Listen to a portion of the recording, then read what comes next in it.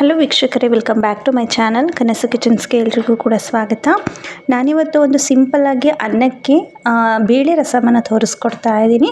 Taste ತುಂಬ ಅಂದರೆ ತುಂಬಾ ಚೆನ್ನಾಗಿರುತ್ತೆ. ಸಿಂಪಲ್ಲಾಗಿ ಮಾಡುವಂತಹ ಒಂದು ಸಾಂಬಾರ್ ರೆಸಿಪಿ ಇದು. ನಾನೀಗ ಫಸ್ಟ್ ಇಲ್ಲಿ ಸ್ವಲ್ಪ ಬೇಳೆಯನ್ನು ಕ್ಲೀನಾಗಿ ತೊಳೆದು ಒಂದು ಕುಕ್ಕರ್ಗೆ ಹಾಕ್ಕೊಂಡಿದ್ದೀನಿ. ಅದ್ರ ಜೊತೆಗೆ ಒಂದು 8ರಿಂದ 10 ಬೆಳ್ಳುಳ್ಳಿ ಎಸ್ಲು, ಒಂದು 3 ಹಸಿರು ಮೆಣಸಿನ್ಕಾಯಿ, ಒಂದು 2ರಿಂದ 3 ಹಣ್ಣಾಗಿರುವಂತಹ ಟೊಮೊಟೊನ ಯೂಸ್ ಮಾಡ್ತಾ ಇದ್ದೀನಿ. ನೀವು ಹುಳಿ ಟೊಮೊಟೊ ಕೂಡ ಯೂಸ್ ಮಾಡ್ಬೋದು. ನೆಕ್ಸ್ಟು ಕರಿಬೇವಿನ ಸೊಪ್ಪು ಮತ್ತು ರುಚಿಗೆ ಬೇಕಾದಷ್ಟು ಸಾಲ್ಟನ್ನು ಸೇರಿಸ್ಕೊಂಡಿದ್ದೀನಿ. ಇದನ್ನು ಈಗ ನಾವು ಒಂದು ಪೂರ್ತಿ ಬೇಳೆ ಎಲ್ಲ ಸ್ಮ್ಯಾಶ್ ಆಗಬೇಕು ಅಷ್ಟು ವಿಷಲ್ ಕೂಗಿಸ್ಕೋಬೇಕಾಗುತ್ತೆ. 1 ಚಿಟಿಕೆಯಷ್ಟು ಅರಿಶಿನ ಪುಡಿ ಮತ್ತು ಇನ್ನೂ ಸ್ವಲ್ಪ ನೀರನ್ನು ಸೇರಿಸ್ಕೊಂಡು ಒಂದು 5ರಿಂದ 6 ವಿಷಲ್ನ ಇದನ್ನು ನಾನಿಲ್ಲಿ ಕೂಗಿಸ್ಕೊತಾ ಇದ್ದೀನಿ. ಆ್ಯಂಡ್ ನಾನಿಲ್ಲಿ ಹುಣಸೆ ಹಣ್ಣನ್ನು ಯೂಸ್ ಮಾಡ್ತಾ ಇಲ್ಲ, ಸೊ ಹಾಗಾಗಿ ಟೊಮೊಟೊ ಸ್ವಲ್ಪ ಹೆಚ್ಚಾಗಿ ಹಾಕ್ಕೊಂಡಿದ್ದೀನಿ. ಹುಳಿ ಟೊಮೊಟೊ ಯೂಸ್ ಮಾಡಿದರೆ ಇನ್ನೂ ಬೆಸ್ಟ್ ಅನಿಸುತ್ತೆ. ಸೊ ವಿಷಲ್ ಕೂಗೋದ್ರೊಳಗೆ ಈ ಕಡೆ ನಾನಿಲ್ಲಿ ಒಂದು ಕಡಾಯಿಗೆ ಒಂದು 8 ಮೆಣಸಿನಕಾಳು ಮತ್ತು ಜೀರಿಗೆಯನ್ನು ಹಾಕೋತಾ ಇದ್ದೀನಿ. ಮೆಣಸಿನಕ್ಕಿಂತ ಜೀರಿಗೆ ಪ್ರಮಾಣ ಸ್ವಲ್ಪ ಜಾಸ್ತಿ ಇದ್ರೆ ಚೆನ್ನಾಗಿರುತ್ತೆ ಟೇಸ್ಟು.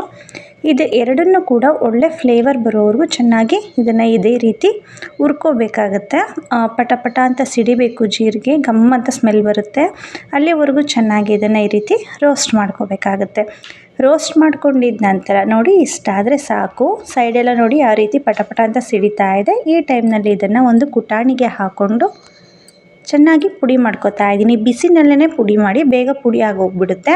ನೋಡಿ ನಾನು ಬಿಸಿನಲ್ಲೇ ಈ ರೀತಿ ಕುಟ್ಟಿ ಪೌಡರ್ನ ಮಾಡ್ಕೊತಾ ಇದ್ದೀನಿ. ಇದಕ್ಕೆ ಹೆಚ್ಚು ಮಸಾಲ ಬೇಡ, ಇದಿಷ್ಟೇ ಮಸಾಲ ಪೌಡರ್ ಇದಕ್ಕೆ. ಆ್ಯಂಡ್ ನೆಕ್ಸ್ಟ್ ಈಗ ನೋಡಿ ಚೆನ್ನಾಗಿ ಬೇಳೆ ಮತ್ತು ಟೊಮೊಟೊ ಎಲ್ಲ ಬೆಂದಿದೆ. ಒಂದು ಸಲ ಸ್ಮ್ಯಾಶರಲ್ಲಿ ಈ ರೀತಿ ಸ್ಮ್ಯಾಶ್ ಮಾಡ್ಕೊತಾ ಇದ್ದೀನಿ. ಸುಮ್ಮನೆ ಸೌಟಲ್ಲಿ ಈ ರೀತಿ ಇದು ಮಾಡಿಕೊಂಡ್ರು ಕೂಡ ಚೆನ್ನಾಗಿ ಸ್ಮ್ಯಾಶ್ ಆಗುತ್ತೆ. ಈಗ ಸ್ಮ್ಯಾಶ್ ಮಾಡ್ಕೊಂಡಿದ್ದ ನಂತರ ಒಂದು ಕಡಾಯಿಗೆ 1-2 ಸ್ಪೂನಷ್ಟು ಆಯಿಲ್ನ ಹಾಕ್ಕೊಂಡಿದ್ದೀನಿ. ನಂತರ ಜೀರಿಗೆ, ಕ್ರಷ್ ಮಾಡಿದಂತಹ ಬೆಳ್ಳುಳ್ಳಿ ಹಾಕ್ಕೊಂಡು ಸ್ವಲ್ಪ ಕರಿಬೇವಿನ ಸೊಪ್ಪನ್ನು ಹಾಕ್ಕೊಂಡು ಒಗ್ಗರಣೆ ರೆಡಿ ಮಾಡ್ಕೋಬೇಕಾಗುತ್ತೆ. ಆ್ಯಂಡ್ ನೆಕ್ಸ್ಟ್ ಈಗ ನಾನು ಏನು ಬೇಳೆ ಎಲ್ಲನೂ ಸ್ಮ್ಯಾಶ್ ಮಾಡಿ ತೆಗೆದಿಟ್ಕೊಂಡಿದ್ದೆ ಅಲ್ವ, ಅದನ್ನು ಹಾಕ್ಕೊಂಡಿದ್ದೀನಿ. ನೋಡಿ ಇಷ್ಟು ತೆಳುವಾಗಿದ್ದರೆ ಸಾಕು. ಅನ್ನ ಜೊತೆ ಅಂತೂ ತುಂಬಾ ಚೆನ್ನಾಗಿರುತ್ತೆ ಈ ಒಂದು ಬೇಳೆ ರಸಮ್ಮು. ಒಂದು ಸಲ ಟ್ರೈ ಮಾಡಿ, ಮನೆಯಲ್ಲಿ ಎಲ್ರಿಗೂ ಕೂಡ ಇಷ್ಟ ಆಗುತ್ತೆ ಈ ಒಂದು ರೆಸಿಪಿ. ಆ್ಯಂಡ್ ಈಗ ರುಚಿಗೆ ಪುನಃ ನಾನು ಸಾಲ್ಟ್ನ ಸೇರಿಸ್ಕೊತಾ ಇದ್ದೀನಿ. ಆ್ಯಂಡ್ ನೆಕ್ಸ್ಟ್ ಈಗ ನಾನೀಗ ಏನು ಪೌಡರ್ ಮಾಡ್ಕೊಂಡೆ ಅಲ್ವ, ಜೀರಿಗೆ ಮತ್ತು ಮೆಣಸು, ಅದನ್ನು ಕೂಡ ಹಾಕ್ಕೊಂಡು ಮಿಕ್ಸ್ ಮಾಡಿಕೊಂಡು ಚೆನ್ನಾಗಿ ಕುದಿಸ್ಕೋಬೇಕು. ಇದನ್ನು ನೋಡಿ ಈ ರೀತಿ ಚೆನ್ನಾಗಿ ಕುದಿಸ್ಕೊಂಡ್ರೆ ತುಂಬಾ ರುಚಿಕರವಾದಂತಹ ಬೇಳೆ ರಸಂ ರೆಡಿ ಆಗುತ್ತೆ. ಅನ್ನದ ಜೊತೆ ತುಂಬಾ ಒಳ್ಳೆ ಕಾಂಬಿನೇಷನ್ ಆದಂತಹ ಒಂದು ರೆಸಿಪಿ ಇದು. ನೋಡಿದ್ರಿ ಅಲ್ವಾ ಎಷ್ಟು ಸಿಂಪಲ್ಲಾಗಿ ಬೇಳೆ ರಸಂ ರೆಡಿ ಆಯಿತು ಅಂತ.